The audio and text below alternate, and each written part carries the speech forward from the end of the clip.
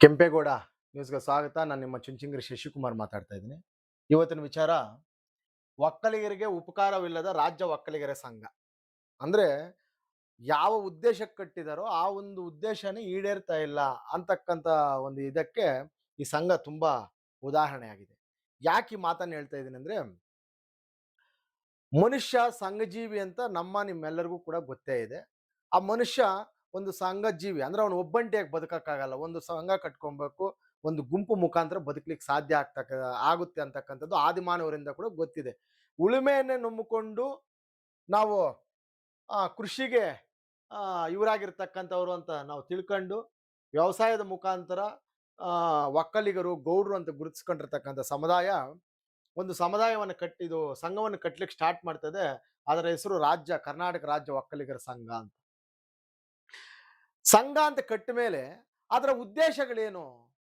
ಆ ಸಮುದಾಯದಲ್ಲಿ ಹಿಂದುಳಿದಿರ್ತಕ್ಕಂಥವರು, ಬಡವರು, ಮಕ್ಕಳು, ಮಹಿಳೆಯರು ಎಲ್ಲ ಒಂದು ಆಯಾಮಗಳು ಕೂಡ ಅವ್ರನ್ನ ಮುನ್ನೆಲೆಗೆ ತರ್ತಕ್ಕಂಥ ಕೆಲಸ ನಮ್ಮ ಸಮುದಾಯದಲ್ಲಿ ಸಂಘ ಮಾಡ್ತದೆ ಅಂತಕ್ಕಂಥದ್ದು ಮೂಲ ಉದ್ದೇಶ ಅದ್ರದ್ದು. ಇಲ್ಲಿ ಏನಾಗಿದೆ, ಮೂಲ ಸ್ವರೂಪವೇ ಬದಲಾಗಿ ನಾವು ಬಂಡವಾಳಶಾಹಿಗಳು ಯಾರ ಹತ್ರ ದುಡ್ಡಿದೆಯೋ, ಯಾರು ರೋಲ್ ಕಾಲಿ ಗಿರಾಕಿಗಳಿರ್ತಾರೋ, ಯಾರು ದೌರ್ಜನ್ಯ ಇರ್ತಾರೋ ಅಂತವರೆಲ್ಲ ಈ ಸಂಘಕ್ಕೆ ಹೋಗ್ಬಿಟ್ಟು ಸಂಘನ ಕುಳಿಗಡಿಸ್ತಕ್ಕಂಥ ಕೆಲಸ ಸುಮಾರು ವರ್ಷಗಳು ನಡೀತಾ ಇದೆ. ಈಗಲೂ ಅದು ಕಂಟಿನ್ಯೂ ಮಾಡ್ಕೊಂಡು ಹೋಗ್ತಾ ಇದೆ. ಇಲ್ಲಿ ಆಗಿರ್ತಕ್ಕಂಥ ವಿಚಾರ ಏನು, ಏನನ್ನ ಇವತ್ತು ನಾವು ಇಲ್ಲಿ ಪ್ರಸ್ತಾಪನೆ ಮಾಡ್ತಾ ಇದೀವಿ ಅಂದ್ರೆ, ಈಗ ಕರ್ನಾಟಕ ರಾಜ್ಯ ಒಕ್ಕಲಿಗರ ಸಂಘದಲ್ಲಿ ಆಗಿರ್ತಕ್ಕಂಥ ಬ್ರಹ್ಮಾಂಡ ಭ್ರಷ್ಟಾಚಾರ ವರ್ಷದಿಂದ ವರ್ಷಕ್ಕೆ ಅದು ಬೆಳೀತಾನೆ ಇದೆ, ಕಂಟ್ರೋಲ್ ಸಿಗ್ತಾನೆ ಇಲ್ಲ. ಒಳ್ಳೆ ಒಂದು ದೊಡ್ಡ ಕರೋನಾ ವೈರಸ್ಗಿಂತ ದೊಡ್ಡ ರೋಗ ಇದು. ಅಟ್ಲೀಸ್ಟ್ ನಾವು ನಮ್ಮ ಸಮಾಜಕ್ಕೆ ಎದುರ್ಬೇಕಲ್ವಾ, ನಮ್ಮ ಸಮುದಾಯಕ್ಕೆ ಎದುರ್ಬೇಕಲ್ವಾ?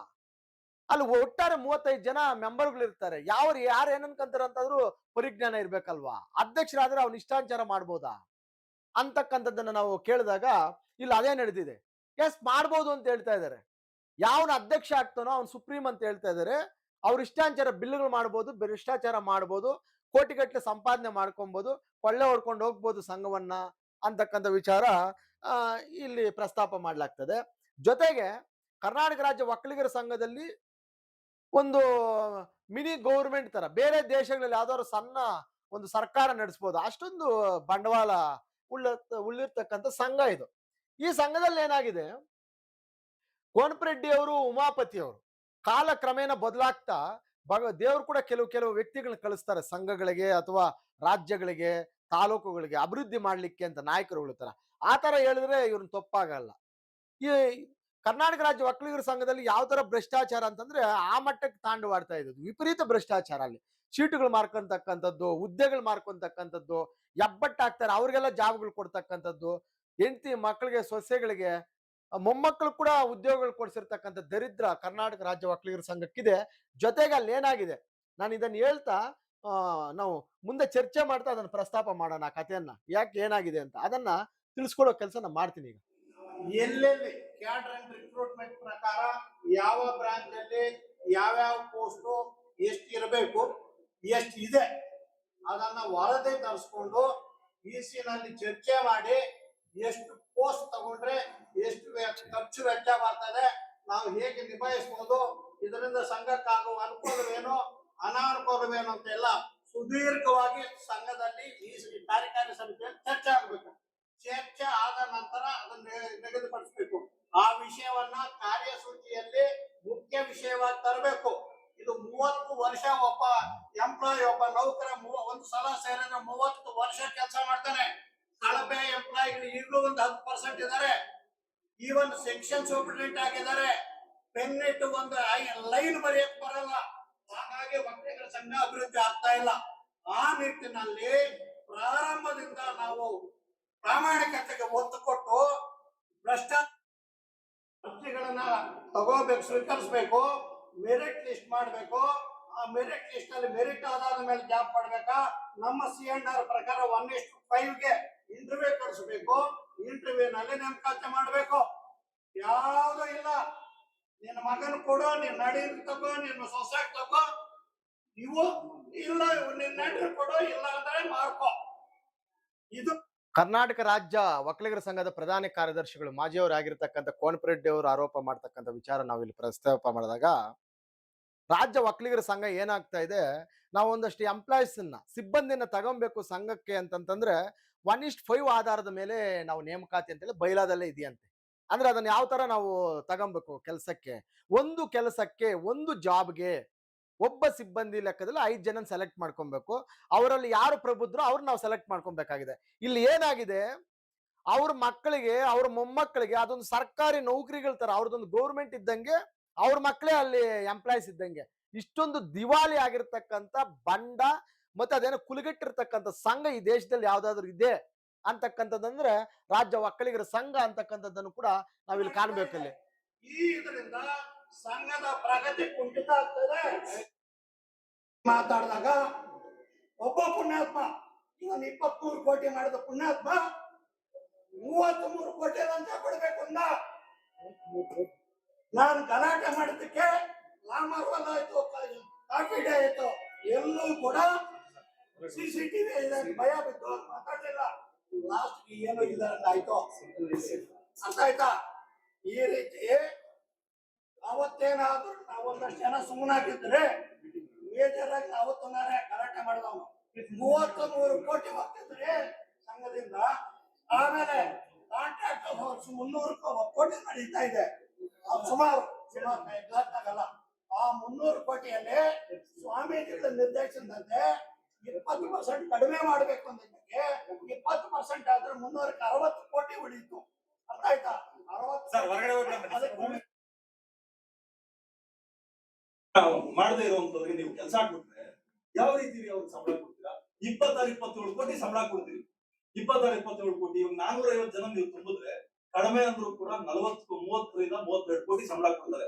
ಆ 32 ಕೋಟಿ ಇವತ್ತು ಈ ಉಮಾಪತಿ ಅವ್ರು ಹೇಳ್ತಕ್ಕಂಥದ್ದು, ಈಗ 400 ಜನ ಎಂಪ್ಲಾಯ್ಸ್ನಿಗೆ ಹೆಚ್ಚುವರಿ ತಗೊಂಡ್ರೆ ನಾವು 40 ಕೋಟಿ ಮೇಲೆ ಆಗುತ್ತೆ ಅವ್ರು ಕೊಡ್ತಕ್ಕಂಥ ವೇತನ ದುಡ್ಡು. ಇವಾಗ 27 ಕೋಟಿ ಕೊಡ್ತಾ ಇದೀವಿ ಈಗಿರ್ತಕ್ಕಂಥ ಎಂಪ್ಲಾಯ್ಸ್ಗೆ. ದುಬಾರಿ ಆಗುತ್ತೆ ಸಂಘದ ನಿರ್ವಹಣೆ ಅಂತ ಏನೋ ಅವರು ಪ್ರಸ್ತಾಪನೆ ಮಾಡಿದಾಗ ಕರೆಕ್ಟ್ ಅವ್ರು ಹೇಳಿದ್ ಕರೆಕ್ಟ್ ಆಗಿದೆ. ನಿಮ್ಗೆ 40 ಕೋಟಿ ಆಗುತ್ತೆ, ಸಂಘಕ್ಕೆ ಲಾಸ್ ಆಗುತ್ತೆ, ಬಂಡವಾಳ ಯಥೇಚ್ಛವಾಗಿ ಕೊಡ್ಬೇಕಾಗ್ತದೆ ಸಿಬ್ಬಂದಿಗೆ. ಇಲ್ಲಿ ಏನಾಗ್ತದೆ, ಕೊಟ್ರೆ ಅವ್ರ ಅಪ್ಪಂದೇನು ಕೊಡಲ್ಲ, ಅಧ್ಯಕ್ಷರದ್ದು ಅಥವಾ ಮೆಂಬರ್ಗಳದ್ದು ಸದಸ್ಯಗಳದ್ದು ಸಂಘದ್ದು ಕೊಡ್ತಾರೆ. ಸಂಘದಲ್ಲಿ ಬರ್ತಕ್ಕಂಥ ದುಡ್ಡು, ಸಂಘದಲ್ಲಿ ಇರ್ತಕ್ಕಂಥ ದುಡ್ಡನ್ನ ಎಂಪ್ಲಾಯ್ಸ್ಗೆ ಸ್ಯಾಲ್ರಿಯಾಗಿ ಕೊಡ್ತಾರೆ. ಆದ್ರೆ 400 ಪೋಸ್ಟ್ಗಳಿಗಂತಂದ್ರೆ 15 ಲಕ್ಷ 20 ಲಕ್ಷ ಅಂತ ಡೊನೇಟ್ ಮಾಡಿದ್ರೆ ಎಷ್ಟಾಗುತ್ತೆ? ಇದು ಭ್ರಷ್ಟಾಚಾರ ಅಂತಂದ್ರೆ. ಒಬ್ಬ ಎಂಪ್ಲಾಯ್ಸ್ಗೆ ಹೋಗ್ಲಿ, ಒಂದು ಸಮುದಾಯದ ಒಕ್ಕಲಿಗರ ಸಮಾಜದ ಬಡ ಮಕ್ಕಳು ಹಳ್ಳಿಗಳಿಂದ ಈಗ ಒಂದೊಂದು ಜಿಲ್ಲಾವಾರು ಇಷ್ಟಿಷ್ಟು ಜಿಲ್ಲೆಗೆ ಇಂತಿಂತ ಒಂದು 5 ಜನನೋ 6 ಜನನೋ ನಮ್ಗೆ ಸಿಬ್ಬಂದಿ ಬೇಕು ಅಂತ ಏನಾದ್ರು ಜಾಹೀರಾತು ಇದೆಯಾ ನಿಮ್ಮ ಹತ್ರ? ಇಲ್ಲ. ಇಲ್ಲಿ ಯಾವನ್ ದುಡ್ಡು ಕೊಡ್ತಾನೆ, ಯಾವನ್ ಫಸ್ಟೇ ಫಿಕ್ಸೆಡ್ ಅಮೌಂಟ್, ಅದು ಡಿಪಾಸಿಟ್ ತರ 15 ಲಕ್ಷನ 20 ಲಕ್ಷನ ರಸ್ತೆಯಲ್ಲಿ ನಾವು ತರಕಾರಿ ಮಾರದಂಗನೋ ಹಣ್ಣುಗಳು ಮಾರದಂಗೆ ಜಾಬ್ಗಳು ಮಾರಿದ್ರೆ ಸಂಘ ಉಳಿತದ? ಅದ ನೀವು ಮಾಡೋ ಪಾಪ ಕರ್ಮಗಳಿಗೆ ದರಿದ್ರಗಳಿಗೆ ನಿಮ್ಮನ್ನ ಯಾಕೆ ಗಳಿಸಿ ಅಲ್ಲಿ ಕಳಿಸ್ಬೇಕಾಗಿದೆ? ಇಲ್ಲಿ ಬೇಡ್ತಕ್ಕಂಥದ್ದು ನಾವು ಸಂಘನ ಏನೋ ಮಾಡ್ತೀವಿ, ಸಮುದಾಯಕ್ಕೆ ದೊಡ್ಡ ಗನಂದಾರಿ ಕೆಲಸಗಳು ಮಾಡ್ತೀವಿ, ನಿಮ್ ಮಕ್ಕಳಿಗೆ ಅನುಕೂಲ ಮಾಡ್ತೀವಿ, ಕೆಲಸಗಳು ಕೊಡಿಸ್ಕೊಡ್ತೀವಿ, ನೀವು ಏನಕ್ಕಾದ್ರೂ ನಮ್ಮ ಹತ್ರ ಬರ್ಬೋದು, ಸಂಘನ ನಾವು ಕಾಪಾಡ್ತೀವಿ ಅನ್ನೋ ಮಟ್ಟದಲ್ಲಿ ಇಲ್ಲಿ ಭಿಕ್ಷೆ ಬೇಡ ಹೋಗಿರ್ತಕ್ಕಂಥ ಭಿಕ್ಷಕರು ನೀವು. ಕರ್ನಾಟಕ ರಾಜ್ಯ ಒಕ್ಕಲಿಗರ ಸಂಘಕ್ಕೆ ಹೋಗ್ತಕ್ಕಂಥವ್ರೆಲ್ಲ ಸಮುದಾಯದ ಭಿಕ್ಷಕರವರು, ಭಿಕ್ಷೆ ಬೇಡ ಹೋಗ್ತಕ್ಕಂಥವ್ರು. ಮತ್ತೆ ಇಲ್ಲಿ ಮಾಡ್ತಕ್ಕಂಥ ದರ್ಬಾರ್ ಏನ್ ನಿಮ್ದು? ಸಮುದಾಯದ ಮಕ್ಕಳಿಗಾದ್ರೂ ಕೊಟ್ಟಿದ್ರು ಜಾಬ್ ಹೋಗ್ಲಿ ಅನ್ನಕ್ಕೆ? ಇಲ್ಲ, ಸಿಕ್ಬಿಟ್ಟವ್ರಿಗೆಲ್ಲ ಕೊಟ್ಟಿದ್ರಿ ನೀವು, ನಿಮ್ ಇಷ್ಟಾಂಚಾರ ಕೊಟ್ಟಿದ್ದೀರಾ. ಯಾವನ್ ದುಡ್ಡು ಕೊಟ್ರೆ ಅವ್ನಿಗೆಲ್ಲ ಕೊಟ್ಟಿದ್ರ. ಅದನ್ನ ಉಮಾಪತಿ ಅವರು ಈ ತರದ ಅಲಕೆಟ್ ಕೆಲಸ ಮಾಡಬಾರ್ದು ಅನ್ನೋದು ಪ್ರಸ್ತಾಪ ಮಾಡ್ತಾ ಇದ್ದಾರೆ. ಅವ್ರ ಸ್ಕೇಲ್ ಬದಲಾಗ್ತದೆ. ಕೊನೆಗೆ ಸಂಸ್ಥೆಯಲ್ಲಿ ಸಂಬಳ ಕೂಡ ದುಡ್ಡಿಲ್ಲದೆ ಸಂಸ್ಥೆ ಮಾಡ್ಬೇಕಾಗ್ತದೆ. ಏನೋ ಅದೃಷ್ಟ 35 ಜನ ಡೈರೆಕ್ಟರ್ ಬಂದಿದ್ದೀರಿ, ಅಷ್ಟೋ ಇಷ್ಟೋ ಎಲ್ಲರೂ ಸರಿ. ವರ್ಷಕ್ಕೆ 125 ಕೋಟಿ ಲಾಭ ತೋರಿಸಿದ್ರೆ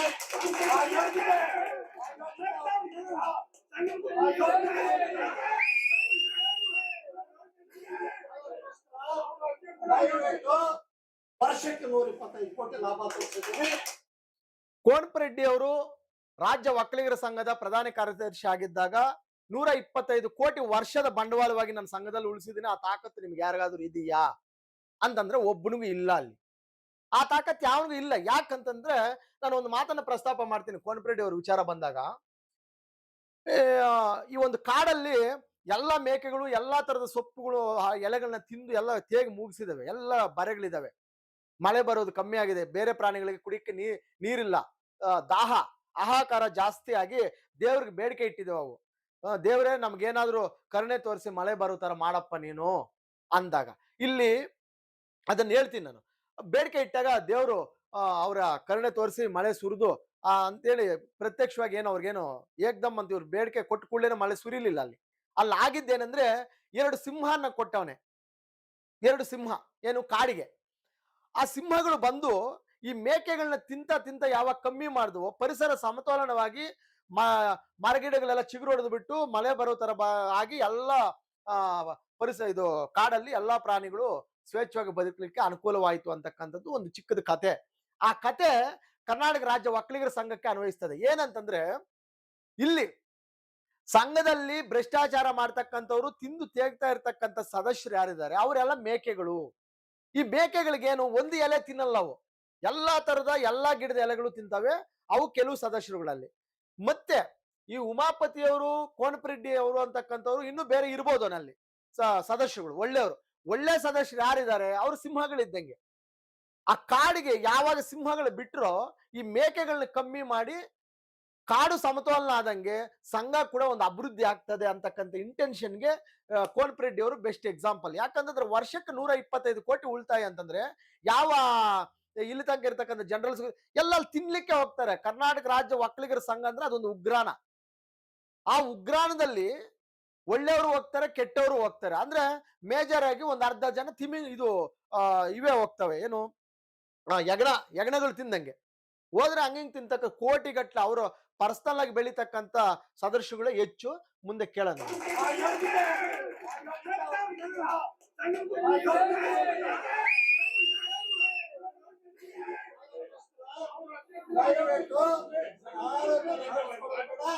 ಸಮಾಧಾನವಾಗಿ ಎಲ್ಲ ಊಟ ಕೊಡ್ತೀನಿ. ಅಪ್ಪಿ ತಪ್ಪೆ ಇನ್ನೊಂದ್ಸಲಿ ಏನಾದ್ರೂ ಪರ್ಸನಲ್ ಆಗಿ ಪೊಲೀಸ್ ಇಲಾಖೆನ ರೌಡಿಗಳನ್ನ ಮಧ್ಯದಲ್ಲಿ ತಂದ್ರೆ ನ್ಯಾಯಾಂಗ ವ್ಯವಸ್ಥೆಯಲ್ಲಿ ಹೋರಾಟ ಎಲ್ಲಿವರೆಗೂ ಮಾಡ್ತೀವಿ ಅಂದ್ರೆ ಯಾವುದೇ ಕಾರಣಕ್ಕೂ ನಮ್ಮನ್ನ ಮುಡ್ತಾ ಇರೋ ರೀತಿನ ಹೋರಾಟ ಮಾಡ್ತೀವಿ.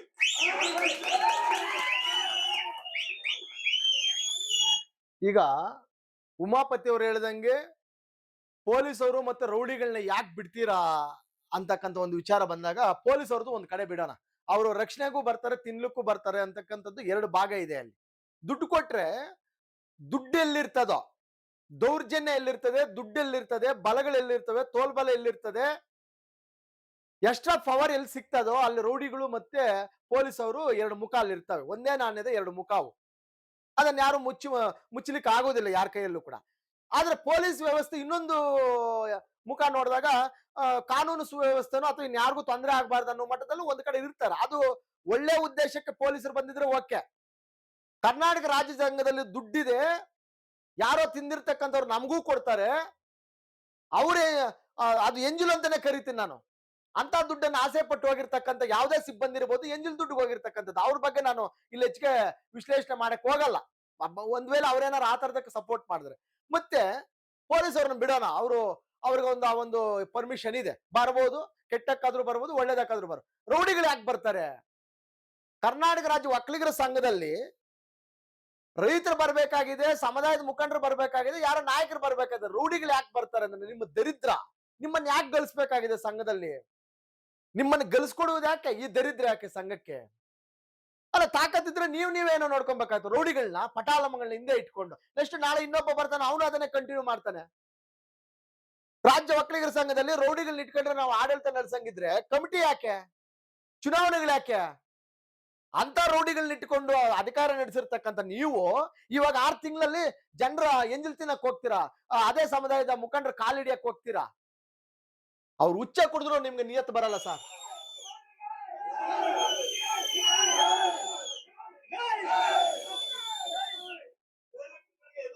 ಕೆಲಸ ಮಾಡಿದ್ರೆ ಸಂಘಕ್ಕೆ ರೌಡಿಗಳು ಕಾಲಿಟ್ರೆ ನಾವೇ ರೌಡಿಗಳಿಗೆ ಬುದ್ಧಿ ಕಲಿಸುವಂತ ಕೆಲಸ ಮಾಡ್ತೀವಿ.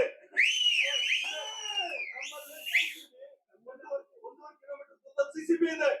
ರೌಡಿಗಳು ಬಂದು ಸಂಘದಲ್ಲಿ ಮೀಟಿಂಗ್ ನಡಿಬೇಕಾದ್ರೆ ನಿಲ್ತಾರೆ ಅಂದ್ರೆ ಯಾವ ಮಟ್ಟಕ್ಕೆ ಸಂಸ್ಥೆ ಹದಗೆಟ್ಟಿದೆ ಅನ್ನೋದು ಅರ್ಥ ಮಾಡ್ಕೊಳ್ಳಿ. ಪೊಲೀಸ್ ಇಲಾಖೆ ಏನ್ ಮಾಡ್ತಾ ಇದೆ? ಈಗ 1.5 ಕಿಲೋಮೀಟರ್ ಅಲ್ಲಿ ಸಿಸಿಬಿ ಪೊಲೀಸರು ಇದ್ದಾರೆ. ಅವ್ರಿಗೆ ಏನಾದ್ರು ಮಾಮೂಲಿ ಹೋಗಿದೆಯೇನೋ ಯಾವನಿಗೆ ಗೊತ್ತು. ಪೊಲೀಸ್ ಅವ್ರಿಗೆ ದುಡ್ಡು ಆದ್ರೆ ಸುಮ್ನೆ ಆಗಿರ್ತಾರೆ. ಅಲ್ಲಿ ಅವ್ರಿಗೆ ದುಡ್ಡು ಕೊಟ್ಟಿಲ್ಲ ಅಂದ್ರೆ ಅವ್ರು ಅಲರ್ಟ್ ಆಗಿರ್ತಾರೆ. ಸರ್ ನಿಮ್ಗೆ ಗೊತ್ತಿದೆಯೋ ಇಲ್ವಾ? ಏನ್ ಮಾಡ್ತದೆ ಪೊಲೀಸ್ ಇಲಾಖೆ? ಇನ್ನೊಂದು ಸಲ ಬೇರೆಗಳ ಮೇಲೆ ಏನಾದ್ರು ರೌಡಿಗಳನ್ನ ಬಿಟ್ಟು ಬೆದರ್ಸೋದಾದ್ರೆ ನಾಳೆ ಬೆಳಗ್ಗೆ ನಮ್ಮ ಹೋರಾಟ ಬೇರೆ ರೀತಿ ಇರ್ತದೆ. ಹುಷಾರ್. ನೀವು ದುಡ್ಡು ಕೊಟ್ಟು ಬೇಕಾದ್ರೆ ರೌಡಿಗಳು ಇಟ್ಕೊಂಡ್ರೆ ಪೊಲೀಸ್ ಅವ್ರದ್ದು ಏನಿದೆ ಪಾಪ. ಆಗ್ತಾರೆ ಕೋಟ್ಯಾಂತರ ರೂಪಾಯಿ, ಅದು ಲೆಕ್ಕನೇ ಇಲ್ಲ. ತಿನ್ಬೇಕಿದೆ, ನಾನು ತಿನ್ಬೇಕು, ನೀವು ಅವಿದ್ರೆ ಮಾತ್ರ ಇಲ್ಲಿ ಬದುಕಾಗ್ತದೆ. ನಿಷ್ಠಾವಂತರು ನಿಯತ್ತಾಗಿರೋದು ಆಗೋದೇ ಇಲ್ಲ. ಎಲ್ಲ ಫುಲ್ಲು ಇಂಥ ಸಂಘ ನಾವು ನೋಡೋದು. ಈ ಸರಿ ಇರೋ ನಿರ್ದೇಶಕರು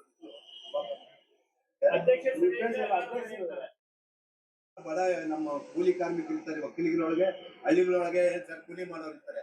ಅವ್ರಿಗೆ ಇಲ್ಲಿ ಮರ್ಯಾದೆ ಇಲ್ಲ. IAS ಆಫೀಸರ್ಗಳು, ಅಧಿಕಾರಿಗಳು, ರಾಜಕಾರಣಿಗಳು ಇವ್ರಿಗೆ ಈಗ ರಾಜ್ಯ ಒಕ್ಕಲಿಗರ ಸಂಘಕ್ಕೆ ಕರ್ನಾಟಕ ರಾಜ್ಯವಾರು ಗೌಡರ ಸಮುದಾಯ ನಾವೆಲ್ಲ ಒಕ್ಕಲಿಗರು, ಆ ಸಮುದಾಯದಲ್ಲಿ ಎಲ್ಲೇ ಒಂದು ಮಗು ಹುಟ್ಲಿ ಅದು ಸಂಘದ ಸೊತ್ತು ಅಂತಕ್ಕಂಥ ಒಂದು ವಿಚಾರದಲ್ಲಿ ನಾವು ಮಾತಾಡ್ಬೇಕಾಗ್ತದೆ. ನೀವು ರಾಜ್ಯ ಸಂಘವನ್ನ ಬಲಿಷ್ಠವಾಗಿ ಕಟ್ಟಿಕೊಂಡು IAS ಮಕ್ಕಳು, ಈ MLAಗಳ ಮಕ್ಕಳು, ಮಿನಿಸ್ಟರ್ಗಳ ಮಕ್ಕಳೇ, ನೀವು ಒಂದು ಕೆಲಸ ಮಾಡಿ, ಉನ್ನತ ಹುದ್ದೆಯಲ್ಲಿ ಇರ್ತಕ್ಕಂಥ ಒಕ್ಕಲಿಗರ ಸಂಘ ಅಂತ ಒಂದು ಮಾಡ್ಕೊಂಡ್ಬಿಡಿ. ದರಿದ್ರ ಉನ್ನತ ಹುದ್ದೆಯಲ್ಲಿ IAS IPS ಒಕ್ಕಲಿಗರು ಬೇರೆ, ನಮ್ಮ ಮಿನಿಸ್ಟರ್ ಒಕ್ಕಲಿಗರು ಬೇರೆ, ಅಥವಾ MLAಗಳು ಬೇರೆ. ರಾಜಕೀಯದಲ್ಲಿ ಇರ್ತಕ್ಕಂಥ ಒಕ್ಕಲಿಗರದ್ದು ಒಂದು ಸಂಘ, ಈ ಕಾರ್ಯಾಂಗದಲ್ಲಿ ಇರ್ತಕ್ಕಂಥ IAS KASಗಳು, ಈ ಡಾಕ್ಟರ್ಸು, ಇಂಜಿನಿಯರ್ಸ್, ಇವ್ರ ಮಕ್ಕಳದೆಲ್ಲ ಒಂದು ಸಂಘ. ಇವ್ ಬಡವ್ರದೊಂದು ಸಂಘ ಕಟ್ಕೊಂತಾರೆ ನೋಡಿ. ಈಗ ಹೇಳ್ತಾ ಇರೋದು, ಅಲ್ಲಿ ಇರ್ತಕ್ಕಂಥ ಒಬ್ಬ ಸದಸ್ಯರು, ಯಾರು ಹಳ್ಳಿಗಳಲ್ಲಿ ಒಕ್ಕಲಿಗ ಸಮುದಾಯದಲ್ಲಿ ಬಡ ಮಕ್ಕಳು ಇರ್ತಾರೆ, ಬಡವರು ಇರ್ತಾರೆ, ಅವ್ರಿಗೂ ಈ ಸಂಘಕ್ಕೂ ಸಂಬಂಧ ಇಲ್ಲ ಅಂತೆ. ಅವ್ನು ಕೇರ್ ಮಾಡಲ್ಲ. ಅಲ್ಲಿ ಎಂತ ಕಿತ್ತೋದ ಸಂಘಗಳು ಇವೆಲ್ಲ ಇದ್ರೆ ಏನು ಹೋದ್ರೆ ಏನ್ ಸಾರ್, ಹೋಗ್ಬೇಕಾಯ್ತು ಹಾಳಾಗಿಂತವೆಲ್ಲ. ಮರ್ಯಾದೆ ಇಲ್ಲ. IAS ಆಫೀಸರ್ಗಳು, ಅಧಿಕಾರಿಗಳು, ರಾಜಕಾರಣಿಗಳು ಇವ್ರಿಗೆ ಇಲ್ಲಿ ನೀನು 190 ಮರ್ಯಾದೆ ಇಲ್ಲ. ಯಾರೋ ಒಬ್ರು ಫೋನ್ ಮಾಡಿ ಗೊತ್ತಿಲ್ಲ, ಯಾವ ನಿರ್ದೇಶಕರಿಗೂ ನಮಗೂ ಸಮೇತ ಗೊತ್ತಿರ್ಲಿಲ್ಲ ಬಿಗಿನಿಂಗ್ ಅಲ್ಲಿ. ಸಂಘಕ್ಕೆ ಎಷ್ಟು ಬರಬೇಕು, ಸಂಘ ಎಷ್ಟು ಕಟ್ಟಬೇಕು ಅಂತ ನಾವು ಓಡಾಡಿದಾಗ TDS 38 ಕೋಟಿ 66 ಲಕ್ಷ ಸಂಘಕ್ಕೆ ತಂದ್ರೆ ನನಗ್ ಬಂದ ಬಿರುದೇನು ಗೊತ್ತಾ? ಅವ್ರ ಅಪ್ಪನ ಮನೆಯಿಂದ ತಂದ ಕೊನಪೇಟೆಯಿಂದ ನನಗೆ ಬಂದಿದ್ದ ಬಿರುದೇನು ಹೇಳಿ, ಅವ್ರ ಅಪ್ಪನ ಮನೆಯಿಂದ ತಂದ ಸಂಘಕ್ಕೆ 38 ಕೋಟಿ 66 ಲಕ್ಷ, ಮತ್ತೆ 2 ಕೋಟಿ ಚಿಲ್ಲರೆ ಬಂತು, ಒಟ್ಟು 40. ಈ ಕೋನಪರೆಡ್ಡಿ ಅವರಿಗೆ ಒಂದು ಅರ್ಥ ಆಗಿಲ್ಲ. ಆ 38 ಕೋಟಿ ಹತ್ರ 40 ಕೋಟಿಯಷ್ಟು ಹಣವನ್ನ ನೀವು GST ಮುಖಾಂತರ ವಾಪಸ್ ತಂದಿರತಕ್ಕಂಥ ದುಡ್ಡನ್ನ ಸಂಘಕ್ಕೆ ಕಟ್ಟಿದ್ರೆ ಅದು ಯಾರ ದುಡ್ಡಾಗುತ್ತೆ ನೀವು ಅರ್ಥ ಮಾಡ್ಕೊಬೇಕು. ನೀವು ಎಲ್ಲ ಪೊಲೀಸ್ ವ್ಯವಸ್ಥೆಯಲ್ಲಿ ಕೂಡ ಕೆಲಸ ಮಾಡಿ ಬಂದವರು. ಅವ್ರು ಹೇಳಿರ್ತಕ್ಕಂಥದ್ದು ಸದಸ್ಯರು, ಕೋನಪರೆಡ್ಡಿ ಅವ್ರು ಏನ್ ಅವ್ರ ಅಪ್ಪನ ದುಡ್ಡು ತಂದಿದ್ನ ಕರೆಕ್ಟ್, ಅದು ನಿಮ್ಮ ಅಪ್ಪನ ದುಡ್ಡು ಅಲ್ಲ, ಅದು ಸಂಘದ ದುಡ್ಡು. ಸಂಘಕ್ಕೆ 40 ಕೋಟಿ ನೀವು ಉಳಿಸಿದಾಗ ಅದು ಸಂಘದ ದುಡ್ಡು, ಅದು ನೀವು ತಿಂದಿದ್ರೆ. ಆ 40 ಕೋಟಿ ಸಂಘಕ್ಕೆ ಉಳಿಸ್ದೇನೆ ನೀವು ಭ್ರಷ್ಟಾಚಾರಕ್ಕೆ ಇಳಿದು ನೀವು ತಿಂದಿದ್ರೆ ಅದು ನಿಮ್ಮ ಅಪ್ಪನ ದುಡ್ಡು ಆಗ್ತಾ ಇತ್ತು. ನೋಡಿ ಇದು ಹೆಂಗಿದೆ ಕತೆ ಅಂತ. ಅವ್ರು ಅದನ್ನೇ ಹೇಳಿದ್ದು ಸಂಘದಲ್ಲಿ. ಅವರೆಲ್ಲ ಇಂಡೈರೆಕ್ಟ್ ಆಗಿ ಹೇಳ್ತಾರೆ, ಇವ್ರು ಡೈರೆಕ್ಟ್ ಆಗಿ ಹೋಗ್ತಾರೆ. ಕ್ರಾಶ್ ಆಗ್ತಾ ಇದೆ, ಗೊತ್ತಾಗ್ತಾ ಇಲ್ಲ ಇವ್ರು ಒಳ್ಳೆಯವ್ರಿಗೆ ಅಲ್ಲಿ ಅವ್ರು ಇರ್ತಕ್ಕಂಥವ್ರಿಗೆ. ಅವರು 40 ಕೋಟಿ ಸಂಘಕ್ಕೆ ಹೋದ್ರು ಸಂಘದ ದುಡ್ಡು, ಆ ದುಡ್ಡು ನೀವು ತಿಂದ್ರೆ ನಿಮ್ಮ ಅಪ್ಪನ ದುಡ್ಡು. ನಿಮ್ಗೆ ಅರ್ಥ ಆಗಿಲ್ಲ ಅಷ್ಟೇ. ಅದು ಇನ್ಕಮ್ ಟ್ಯಾಕ್ಸ್ ಅನ್ನ ಸಂಘಕ್ಕೆ ಬಂದಿರೋದು, ವಾಪಸ್ ಬಂದಿರೋದು. ಎಲ್ಲಾ ಕಡೆ ಎಜುಕೇಶನಲ್ ಇನ್ಸ್ಟಿಟ್ಯೂಷನ್ 25% ಟ್ಯಾಕ್ಸ್ ಇದೆ, ಕಾರ್ಪೊರೇಷನ್ ಟ್ಯಾಕ್ಸ್. ಯಾವುದೋ ಬೆಳಗಾಂ ಕೇಸನ್ನ ಆಗಿತ್ತು ಹೈಕೋರ್ಟ್ ಅಲ್ಲಿ, ಅದನ್ನ ಇಟ್ಕೊಂಡು ನಾನು ಹೈಕೋರ್ಟ್ ಅಲ್ಲಿ ಹಾಕಿ ನಮ್ಮ ಎಲ್ಲಾ ಸಂಸ್ಥೆಗಳಿಗೂ 25% ಮಾಡಿಸಿದೆ. ಅಲ್ಲಿ ಸುಮಾರು ಕೋಟಿಗಳ ರಂಗ ಉಳಿಯಿತು. ಈಗೆಲ್ಲ ಹಾಸ್ಪಿಟಲ್ ಅಲ್ಲಿ ಫ್ರೀ ಊಟ ಉಮಾಪತಿ ಅವರೆಲ್ಲ ಇದ್ದಾಗ, ರಘುಗೌಡ್ರು, ರಾಜಶೇಖರ್ ಗೌಡ್ರು, ಇಲ್ಲಿ ಯಾರು ಕರಪ್ಷನ್ ಪರ, ಯಾರು ಕರಪ್ಷನ್ ವಿರುದ್ಧ ಅನ್ನೋದು ಇಲ್ಲೇ ಗೊತ್ತಾಗ್ತದೆ ನಮಗೆ. ಇನ್ನೂ ಇದಾರೆ 4 ಜನ ಏನ್ ಹೇಳಿ ಕರಪ್ಷನ್ ಮಕ್ಕಳಿಗೂ, ಅಳಿಯಂದ್ರಿಗೂ, ಸೊಸೆಯರಿಗೂ ಉದ್ಯೋಗಗಳು. ಇಷ್ಟು ವಿಚಾರಗಳನ್ನ ನಾವು ಈಗ ಸಂಘದಲ್ಲಿ ಕೇಳ್ತಕ್ಕಂಥ ವಿಚಾರಗಳಿವು. ಇಲ್ಲಿ ಇನ್ನೊಂದು, ಉದ್ಧಾರ ಆಗ್ಬೇಕು. ಕಟ್ಟ ಕಡೆಯ ದಟ್ಟ ದರಿದ್ರ ಅಂತ ಏನ್ ಈ ಸಮಾಜದಲ್ಲಿ ಇರ್ತಾನೋ ಅಂತ ಒಕ್ಕಲಿಗರ ಮಕ್ಕಳು ಏನಾದ್ರೂ ಅವಕಾಶ ಸಿಗ್ಬೇಕು ಅಂತ ಅನ್ನೋರಿಗೆ ಓಟ್ ಹಾಕ್ಬೇಕು. ಅವರು ಪ್ರಾಮಾಣಿಕವಾಗಿ ಯೋಚನೆ ಮಾಡ್ಬೇಕು. ದುಡ್ಡು ಬಾಡು ಬಳ್ಳಿ ಅನ್ನೋದನ್ನ ಪಕ್ಕಕ್ಕಿರ್ಬೇಕು. ಈ ಕಳ್ಳರಿಂದ ಹಾಕ್ತಾರೆ ಊಟನ, ಇವ್ರು ಊಟ ಹಾಕ್ಸಿದ್ದೆ ಅದ್ರ ಜನ ಕೂತ್ಕೊಂಡ್ರೆ ಎಲ್ಲ ಕೇಳ್ಸ್ಕೊತಾರೆ ಅಂತ ಇಲ್ಲಿ ಹೋಗ್ಲಿ ನೋಡಿ ಅಲ್ಲಿ ಪ್ರಸ್ತಾಪ ಮಾಡ್ತಕ್ಕಂಥ ವಿಚಾರ. ಇಲ್ಲಿ ಸಮುದಾಯಕ್ಕೆ ಚುನಾವಣೆಗಳು ನಡೆದಾಗ ಕೂಡಿಸಿ ದುಡ್ಡು ಕೊಟ್ಟು ಓಟ್ ಹಾಕ್ಸ್ಕೊಂಡು ಇವ್ರು ಹೋಗಿ ಅಲ್ಲೇನ್ ಮಾಡ್ತಾರೆ, ಸಮುದಾಯಕ್ಕೆ ನಾವು ನಮ್ಮ ಮಕ್ಕಳಿಗೆ, ಬಡವರಿಗೆ ಏನಾದ್ರು ಮಾಡ್ತೀವಿ, ಬಡ ಮಕ್ಕಳಿಗೆ ಏನಾದ್ರು ಮಾಡ್ತೀವಿ, ವಿದ್ಯಾಭ್ಯಾಸ ಕೊಡಿಸ್ತೀವಿ, ಇಲ್ಲ ಹೆಲ್ತ್ ವಿಚಾರದ ಬಗ್ಗೆ ಫೈಟ್ ಮಾಡ್ತೀವಿ ಅಂತ ವಿಚಾರಗಳನ್ನ ಇಟ್ಕೊಂಡು ಚುನಾವಣೆಗೆ ಹೋಗಲ್ಲ ಅವರು. ಬಂದು ಕಾಲಿಡಿದು ಕುಡಿಸಿ ಏನೇನೋ ಮಾಡಿ ಓಟ್ ತಗೊಂಡೋಗ್ತಾರೆ. ಆಮೇಲೆ 5 ವರ್ಷ ಇವ್ರಿಗೆ ಹೈ ವೋಲ್ಟೇಜ್ ಪವರ್ ಬಂದ್ಬಿಡ್ತದೆ. ಯಾವನು ಮಾತಾಡಕ್ಕಾಗಲ್ಲ ಸಂಘದಲ್ಲಿ. ಆ ಮಟ್ಟದಲ್ಲಿ ನಡ್ಕೊಂಡು ಹೋಗ್ತಾ ಇದೆ. ಇಂಥ ಕಾರ್ಪೊರೇಟ್ ಸ್ಟೈಲ್ ಸಂಘ ದೇಶದಲ್ಲಿ ಎಲ್ಲೂ ಕೂಡ ಇಲ್ಲ. ಅಂತವ್ರಿಗೆ ಓಟ್ ಹಾಕ್ಬಾರ್ದು. ಈಗ ಬರ್ತಾರೆ, ಈಗ 6 ತಿಂಗಳು ಏನೋ ಇದೆ, ಕೈ ಕಾಲು ಹಿಡಿತಾರೆ, ಏನೋ ಅದೊಂದು ಬ್ಯಾಚ್ ಇದೊಂದು ಬ್ಯಾಚ್ ಅಂತ ಬರ್ತಾರೆ, ಒಳ್ಳೆಯವ್ರ ಸರ್. ಆಮೇಲೆ ಕೆಲವು ಹಳೆ ತಿಮ್ಮಿಂಗಳಿದಾವೆ ಅಲ್ಲಿ, ವರ್ಷಾನ್ಗಟ್ಲೆ ಅಲ್ಲೇ ಕೊಲಿತಾ ಇದ್ವಿ. ಅಂತವ್ರನ್ನ ದೂರ ಮಾಡ್ಬೇಕು, ಹೊಸಬ್ರನ್ನ ಕಳಿಸಿ. ಈಗ ಹೊಸಬ್ರಿಗೆ ಒಂದು ಅವಕಾಶ ಕೊಡ್ಬೇಕು. ಹೊಸ ಹೊಸ ನೀರು ಹೋದಾಗ ಏನೋ ಒಂದು ಬದಲಾವಣೆಗಳು ಬರ್ತವೆ. ಈಗ ಕೋನಪ್ಪರೆಡ್ಡಿ ಅವರು, ಉಮಾಪತಿ ಅವರು, ಇಂಥ ಹೊಸಬ್ರು ದೊಡ್ಡ ಸಂಖ್ಯೆಯಲ್ಲಿ ಸತಿ ಹೋದಾಗ ಸಂಘದ ಅನಾನುಕೂಲಗಳು ಏನೇನಿದಾವೆ, ಸಂಘದಲ್ಲಿ ಅನಿರ್ದಿಷ್ಟ ಪದ್ಧತಿಗಳು ಏನಿದಾವೆ, ಯಾವ ಮಟ್ಟದಲ್ಲಿ ಭ್ರಷ್ಟಾಚಾರ ಇದೆ, ಎಲ್ಲದಕ್ಕೂ ಕಡಿವಾಣ ಹಾಕಿ ಒಂದು ಮೂಗುದಾರ ಹಾಕುವ ಮಟ್ಟಕ್ಕೆ ಇವ್ರು ಮಾಡಿದ್ರು. ಈಗ ನೆಕ್ಸ್ಟ್ ಹೋಗ್ತಕ್ಕಂಥವ್ರು ಹಾಗೇನೆ, ಯಾರು ಒಳ್ಳೆಯವರು, ಯಾರು ಸಮುದಾಯಕ್ಕೆ ಒಳ್ಳೇದನ್ನು ಬಯಸ್ತಾರೆ, ವಿದ್ಯಾವಂತರು ಯಾರು ಅಂತವ್ರನ್ನ ಕಳಿಸಿ. ಆಮೇಲೆ 24 ಗಂಟೆ ಸಮಾಜದ ಬಗ್ಗೆ ಯೋಚನೆ ಮಾಡ್ತಕ್ಕಂಥವ್ರು ಹೋಗ್ಬೇಕಲ್ಲಿ. ಅಮಾಯಕರು ಇಲ್ಲಿಗೆ ಹೋಗೋದು ಅಂದ್ರೆ ಇವ್ರು ಭ್ರಷ್ಟಾಚಾರ ಗೊತ್ತಾಗಬಾರ್ದು ಅನ್ನೋದಕ್ಕೋಸ್ಕರ ಊಟಕ್ಕೆ ಮೊದಲು ಬಿಡ್ತಾರೆ, ಬಿರಿಯಾನಿ ಮಾಡ್ಸಿ ಬಿಟ್ಬಿಟ್ಟಿದ್ದಾರೆ. ಅಷ್ಟು ಬಿಟ್ಬಿಡ್ತಾರೆ. ಓಕೆ, ಬಿರಿಯಾನಿ ಮಾಡ್ಸಿರೋ ಉದ್ದೇಶನೇ ಕೇಳಿಸ್ಕೊಂಬಿಟ್ಟ ಮೇಲೆ ಓಟ್ ಹಾಕಲ್ಲ, ಕರೀಲಿ. ನಾವು ಗೆಲ್ಲಕ್ಕಾಗಲ್ಲ.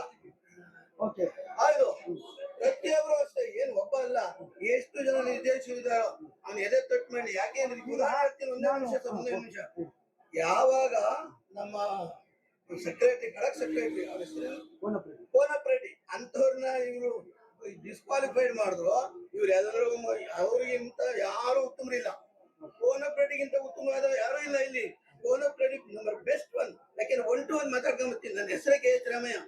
ಯಾರಾದ್ರೂ ಹೋದ್ರೆ ಒಳ್ಳೆ ಬುದ್ಧಿವಂತರು ಇರೋರು KH ರಾಮಯ್ಯ ಅಂತಿದ್ರೆ ಎತ್ತಿಸ್ ಕೂತ್ಕೊಳಪ್ಪ ಅಂತಾರೆ. ಆ ರಾಮಯ್ಯನಂತೂ ನೋಡ್ಲಿಲ್ಲ, ನಿನ್ನಾದ್ರೂ ಮುತ್ತ ನೋಡ್ತೀನಿ ಅಂತವ್ರೆ. ಒಬ್ರು ಮಹಾದೇವ್ ಅಂತ ಮೈಸೂರಿಂದ ಗೆಲ್ತಾ ಇದ್ರು, ಪುಣ್ಯಾತ್ಮ. ಯಾವಾಗ ಇನ್ಕಮೆಂಟ್ ಮತ್ತೊಂದು ಮೊದಲು ನಿಲ್ತು ಅಂದ್ರೆ ರಾಮೇಂದ್ರ ಕುಸ್ತಿಲ್ಲೇ ಕೂತ್ಕೊಳ್ಳಿ, ಇಲ್ಲೇ ಕಲಿಸ್ತೀನಿ. ಓಕೆ. ನಮ್ಮ ಎಂಪ್ಲಾಯ್ ಸುತ್ತಮುತ್ತ ಇದಾರೆ, ಅವರು ನೋಡ್ತಾ ಇದಾರೆ ನಾನೇನು ಅಂತ.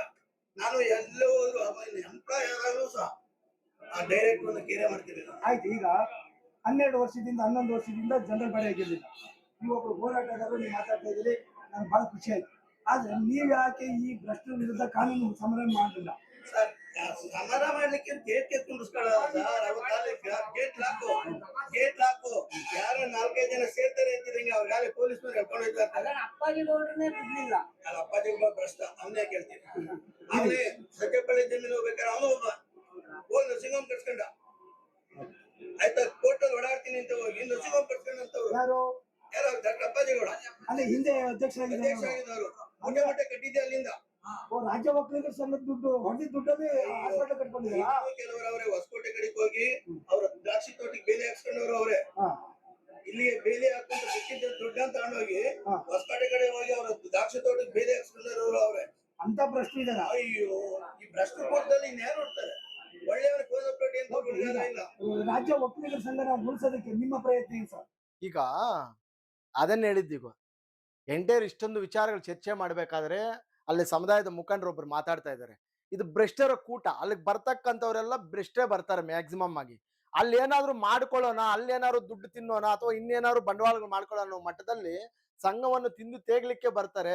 ಯಾರು ಸಮುದಾಯದ ಮಕ್ಕಳನ್ನ ಬೆಳೆಸೋಣ, ಸಮುದಾಯವನ್ನು ಅಭಿವೃದ್ಧಿ ಮಾಡೋಣ ಅನ್ನೋ ಇಂಟೆನ್ಷನ್ ಅಲ್ಲಿ ಒಬ್ಬ ಬರಲ್ಲ ಅಂತಕ್ಕಂಥ ವಿಚಾರವನ್ನ ಮುಖಂಡರೊಬ್ರು ಪ್ರಸ್ತಾಪ ಮಾಡ್ತಾ ಇದ್ದಾರೆ. ನಾನು ಇಲ್ಲಿ ಇಷ್ಟನ್ನೇ ಹೇಳ್ತೀನಿ, ಒಟ್ಟಾರೆ ವಿಚಾರವಾಗಿ ಮುಂಬರ್ತಕ್ಕಂಥ ಚುನಾವಣೆಗಳಾದ್ರೂ ಕೂಡ ಒಕ್ಕಲಿಗರ ಸಮುದಾಯ ಎಚ್ಚೆತ್ಕೊಬೇಕಾಗಿದೆ. ಒಳ್ಳೆ ವಿದ್ಯಾವಂತರು ಅಥವಾ ಗುಣವಂತರು ಅವರ ಒಂದು ಮೂವ್ಮೆಂಟ್ಗೆ ಸೆಲೆಕ್ಟ್ ಮಾಡಿಕೊಂಡು ಸೊಸೈಟಿಗೆ, ಈ ಎಂಟರ್ ಸಮಾಜಕ್ಕೆ, ಈ ಒಕ್ಕಲಿಗ ಸಮಾಜಕ್ಕೆ ಒಳ್ಳೇದನ್ನು ಮಾಡ್ತಕ್ಕಂಥ ವ್ಯಕ್ತಿಗಳನ್ನ ಆರಿಸಿ ಕಳಿಸಿ ಸಂಘದ ಬದಲಾವಣೆಗಾದ್ರೂ ನೀವು ಮನಸ್ಸು ಮಾಡ್ಬೇಕಾಗಿದೆ ಅಂತ ಹೇಳಿ ಒಟ್ಟಾರೆ ವಿಚಾರವನ್ನು ಇಲ್ಲಿ ತನಕ ನಾನು ಅದನ್ನು ಪ್ರಸ್ತಾಪ ಮಾಡ್ತಾ ಇದ್ದೆ. ಈಗ ಈ ಮುಖಂಡರು ಕೂಡ ಅದನ್ನ ಮಾಡಿದ್ದಾರೆ ಅಂತೇಳಿ ತಿಳಿಸ್ತಾ ನನ್ನ ಮಾತನ್ನು ಮುಗಿಸ್ತಾ ಇದ್ದೀನಿ.